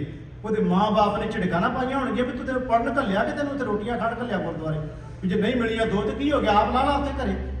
ਮੈਂ ਤਾਂ ਕਹਿ ਰਿਹਾ ਦੁਨੀਆ 'ਚ ਇੰਨੀ ਕਿ ਵਾਇਰਲ ਕੀਤੀ ਉਹਦੀ ਵੀਡੀਓ, ਤੇ ਮੁੜ ਕੇ ਜਿੰਨੀਆਂ ਉਹਦੇ ਉਲਟ ਪਾਈਆਂ ਫਿਰ ਉਧਰ ਨੂੰ ਲੋਕੀ ਤੁਰ ਪਏ ਵੀ ਉਹਨੂੰ, ਤੇ ਜਿੰਨੀਆਂ ਕਮੇਟੀ ਦੇ ਉਲਟ ਪਾਈਆਂ ਫਿਰ ਉਧਰ ਨੂੰ ਤੁਰ ਪਏ। ਮੈਂ ਤਾਂ ਕਹਿ ਰਿਹਾ ਕਿ ਇਹਨਾਂ ਚੀਜ਼ਾਂ ਨੇ ਫਾਇਦੇ ਵੀ ਬਹੁਤ ਕੀਤੇ, ਪਰ ਫਾਇਦੇ ਨਾਲੋਂ ਵੱਧ ਨੁਕਸਾਨ ਸਾਡਾ ਇਹਨਾਂ ਨੇ ਬਹੁਤ ਕੀਤਾ ਹੈ। ਹਰ ਬੰਦਾ ਕਹਿੰਦਾ ਕੁਝ ਨਾ ਕੁਝ ਬਸ ਬਣਾ ਕੇ ਨਾ ਤੇ ਚਾੜੀ ਚੱਲੋ, ਬਾਅਦ ਜੋ ਝੂਠ ਤਮਾਨ ਆਉਂਦਾ ਹੈ ਉਹ ਗੱਲ ਕੋਈ ਹਕੀਕਤ ਉਹਦੇ ਵਿੱਚ ਕਈ ਵਾਰ ਹੁੰਦੀ ਵੀ ਨਹੀਂ, ਬਾਅਦ 'ਚ 2-4 ਦਿਨਾਂ ਬਾਅਦ ਪਤਾ ਲੱਗਦਾ ਵੀ ਤਾਂ ਹੈ ਹੀ ਸਾਰੀ ਫੇਕ ਸੀ ਗੱਲ, ਸੱਚੀ ਤੇ ਕੋਈ ਵੀ ਨਹੀਂ ਸੀ। ਮੈਂ ਤਾਂ ਕਹਿ ਰਿਹਾ ਗੱਲ ਇੱਥੋਂ ਚੱਲੀ ਸੀ ਵੀ ਕਿਹੜੀ ਪਾਬੰਦੀ, ਇੱਥੋਂ ਮੇਰੀ ਗੱਲ ਇੱਧਰ ਨੂੰ ਆ ਗਈ ਸੀ। ਹਰ ਬੰਦੇ ਕੋਲੇ ਮੋਬਾਈਲ ਫੋਨ ਹੈ, ਉਹ ਨਹੀਂ ਕਹਿ ਸਕਦਾ ਕਿ ਮੈਨੂੰ ਤਾਂ ਪਤਾ ਨਹੀਂ ਜ਼ਿੰਦਗੀ ਕਿਵੇਂ ਜਿਉਣੀ ਹੈ। ਮੈਂ ਕਹਿ ਰਿਹਾ ਹਰ ਵੱਡੇ ਵਿਦਵਾਨਾਂ ਦੀਆਂ ਕਥਾ ਵਿੱਚ ਪਈਆਂ, ਤੁਸੀਂ ਪਾ ਕੇ ਸੁਣਦੇ ਰਹੋ। ਫਰੀਦਾ ਕਿਹੜੀ ਪਾਬੰਦੀ, ਖੜਾ ਨਾ ਆਪ ਮੁਹਾਏ, ਉਹ ਬੰਦਿਆ ਲੁੱਟਿਆ ਨਾ ਜਾਈ, ਤੈਨੂੰ ਆਵਾਜ਼ਾਂ ਪੈ ਰਹੀਆਂ ਧਰਮ ਸਥਾਨਾਂ ਤੋਂ, ਧਾਰਮਿਕ ਲੋਕ ਆਵਾਜ਼ਾਂ ਦੇ ਕੇ ਕਹਿ ਰਹੇ ਨੇ ਕਿ ਠੱਗਿਆ ਨਾ ਜਾਈ, ਠੱਗਿਆ ਨਾ ਜਾਈ। ਇਹ ਜ਼ਿੰਦਗੀ ਦੇ 4 ਦਿਹਾੜੇ ਤੈਨੂੰ ਮਿਲੇ ਆ, ਤੇ ਜਿਵੇਂ ਲੜਕੀ ਨੂੰ ਡੋਲੀ 'ਚ ਪਾ ਕੇ ਤੋੜ ਦੇਣਾ ਇੱਕ ਦਿਨ, ਇਸ ਜਿੰਦ ਨੂੰ ਵੀ ਇੱਕ ਦਿਨ ਤੋੜ ਦੇਣਾ ਬੰਦਿਆ। ਇਹਦੇ ਤੁਰਨ ਜਾਣ ਤੋਂ ਪਹਿਲਾਂ ਬੱਚੀ ਇੱਕ ਕੰਮ ਕਰ ਲੈ, ਪੇਵ ਕਿਹੜਾ ਦਿਨ 4 ਹੈ, ਸਹੁਰੇ ਜਾਣਾ ਧੀਏ, 4 ਦਿਨ ਤੂੰ ਪੇਕੇ ਰਹਿਣਾ, ਸਹੁਰੇ ਜਾਣਾ। ਜੇ ਕੰਮ ਸਿਖਾਇਆ ਹੋਵੇਗਾ ਤੇ ਸਹੁਰੇ ਘਰੇ ਜਾ ਕੇ ਉਹਨੂੰ ਬੜਾ ਨੂੰ ਪਿਆਰ ਮਿਲੇਗਾ, ਲਾਡ ਮਿਲੇਗਾ, ਸੱਸ ਨੂੰ ਚੁੱਕੀ ਫਿਰੇਗੀ ਹੱਥਾਂ ਤੇ ਵੀ ਮੇਰੀ ਨੂੰਹ ਇੰਨੇ ਸੋਹਣੇ ਕੰਮ ਸਿੱਖ ਕੇ ਆਈ ਹੈ, ਜਿਹਨੂੰ ਸਿਖਾਇਆ ਹੀ ਕੁਝ ਨਾ ਹੋਵੇ, ਰੋਜ਼ ਕਲੇਸ਼ ਪਿਆ ਰਹੂ ਘਰੇ, ਤੈਨੂੰ ਬਣਾਉਣਾ ਨਹੀਂ ਆਇਆ, ਸਿਖਾਇਆ ਕੁਝ ਨਹੀਂ। ਬਾਬਾ ਫਰੀਦ ਸਾਹਿਬ ਜੀ ਕਹਿੰਦੇ ਨੇ ਉਹ ਦਿਨ ਪਹਿਲਾਂ ਸੀ ਤੇਰੇ ਕੋਲੇ, ਜਿਉਂਦੇ ਜੀਓ ਨੂੰ ਕਰ ਲੈ ਕੁਝ। ਇੱਕ ਸ਼ਬਦ ਹੋ ਕਹਿ ਕੇ ਸਮਾਪਤੀ ਕਰਨ ਲੱਗਿਆ ਹਾਂ, ਉਹ ਵੀ ਭਗਤ ਕਬੀਰ ਸਾਹਿਬ ਜੀ ਦਾ। ਕੋਈ ਗੱਲ ਅੱਜ ਜਿਹੜੀ ਮੈਂ 2 ਪ੍ਰਕਰਨ ਲਏ ਨੇ, ਵਿਆਹ ਤੇ ਮੌਤ ਦਾ ਇਕੱਠਾ ਮੈਂ ਪ੍ਰਕਰਨ ਲੈ ਰਿਹਾ, ਕਿਉਂਕਿ ਦੋਨੋਂ ਹੀ ਬਾਬਾ ਫਰੀਦ ਸਾਹਿਬ ਨੇ ਲਏ ਨੇ। ਇੱਕ ਛੋਟਾ ਹੀ ਜਿਹਾ 4 ਤੋਗਾ ਕਹਿ ਕੇ ਮੈਂ ਸਮਾਪਤੀ ਕਰਾਂਗਾ, ਉਹ ਹੈ ਭਗਤ ਕਬੀਰ ਸਾਹਿਬ ਜੀ ਦਾ। ਭਗਤ ਕਬੀਰ ਸਾਹਿਬ ਜੀ ਕਹਿੰਦੇ ਨੇ, ਪੇਵ ਕਿਹੜਾ ਦਿਨ 4 ਹੈ, ਸਹੁਰੇ ਜਾਣਾ, ਅੰਧਾ ਲੋਕ ਨਾ ਜਾਣੇ, ਮੂਰਖ ਆਣਾ, ਕਹੋ ਡੱਡੀਆ। ਧੀ ਨੂੰ ਕਹਿ ਰਹੇ ਨੇ ਵਾਧਾ ਧਨ ਖੜੀ, ਵਾਧੇ ਦੇ ਅਰਥ ਕੀਤੇ ਨੇ ਪ੍ਰੋਫੈਸਰ ਸਾਹਿਬ ਸਿੰਘੂਣਾ ਨੇ। ਜਦੋਂ ਘਰ ਦਾ ਕੰਮ ਕਰਨ ਲਈ ਉਹ ਕੱਪੜੇ ਪਾਏ ਜਾਣ ਜਿਹੜੇ ਕੰਮ ਕਰਨ ਵਾਲੇ ਹੁੰਦੇ ਆ, ਇਹਨੂੰ ਭਾਵੇਂ ਕਿ ਉਹਨਾਂ ਨੇ ਇਹ ਸ਼ਬਦ ਵਰਤਿਆ ਉਹਦੇ ਨਾਲ ਕਿ ਜਿਵੇਂ ਅਸੀਂ ਸਰੀਰ ਦੇ ਕੁਝ ਹਿੱਸੇ ਨੂੰ ਕੱਜਣਾ, ਭਾਵੇਂ ਅਰਥ ਦੇ ਅੱਧੀ ਧੋਤੀ ਇਹਦੇ ਵਿੱਚ ਸਿੱਧੇ ਜਿਆਦਾ ਕਰਾਂ ਅਰਥ ਇਹ ਕੀਤੇ ਨੇ, ਪਰ ਮੈਂ ਇਹਨੂੰ ਸੌਖਾ ਕਰਨ ਲਈ ਕਹਿ ਰਿਹਾ ਕਿ ਉਹ ਕੱਪੜੇ ਜਿਹੜੇ ਘਰ ਦੇ ਕੰਮਕਾਰ ਵਾਲੇ ਪਾਏ ਹੋਣ, ਵਿਆਹ ਵਾਲੇ ਨਹੀਂ, ਰਿਸ਼ਤੇਦਾਰ ਪ੍ਰਾਹੁਣੇ ਜਾਣ ਵਾਲੇ ਨਹੀਂ। ਬਾਬਾ ਕਬੀਰ ਸਾਹਿਬ ਕਹਿ ਰਹੇ ਨੇ, ਕਹੋ ਡੱਡੀਆ ਵਾਧਾ ਧਨ ਖੜੀ, ਤੂੰ ਅਜੇ ਵੀ ਕੱਪੜੇ ਉਹ ਪਾ ਕੇ ਬੈਠੀ ਜਿਹੜੇ ਘਰ ਦੇ ਕੰਮ ਵਾਲੇ ਨੇ। ਪਾਹੂ ਘਰੇ ਆਏ, ਮੁਕਲਾਊ ਆਏ, ਤੂੰ ਧੀਏ ਤਿਆਰ ਨਹੀਂ ਹੋਈ, ਤੇਰਾ ਮੁਕਲਾਵਾ ਲੈਣ ਲਈ ਤੇਰਾ ਪ੍ਰਾਹੁਣਾ ਤੇਰੇ ਘਰੇ ਆਪਣੇ ਆ ਗਿਆ, ਤੂੰ ਕੰਮ ਉਹੀ ਕਰਦੀ ਪਈ ਆ। ਹੁਣ ਗੱਲ ਉਹਦੇ 'ਚ ਵੀ ਵਿਆਹ ਦੀ ਪਰ ਮੌਤ ਦੀ ਹੋ ਰਹੀ ਹੈ। ਅੱਜ ਦਾ ਪ੍ਰਕਰਨ ਆਪਣਾ ਇਹ ਸੀ, ਫਿਰ ਸਮਝਿਓ ਜੇ ਵਿਆਹ ਤੇ ਮੌਤ ਦੀਆਂ 2 ਗੱਲਾਂ ਚੱਲ ਰਹੀਆਂ ਨੇ। ਬਾਬਾ ਫਰੀਦ ਸਾਹਿਬ ਦੇ ਸ਼ਲੋਕਾਂ ਵਿੱਚ ਜੋ ਭਾਵ ਅਰਥ ਸਮਝ ਆਏ, ਮੈਂ ਤਾਂ ਉਹੀ ਪ੍ਰਮਾਣ ਲੈ ਰਿਹਾ ਨਾਲ।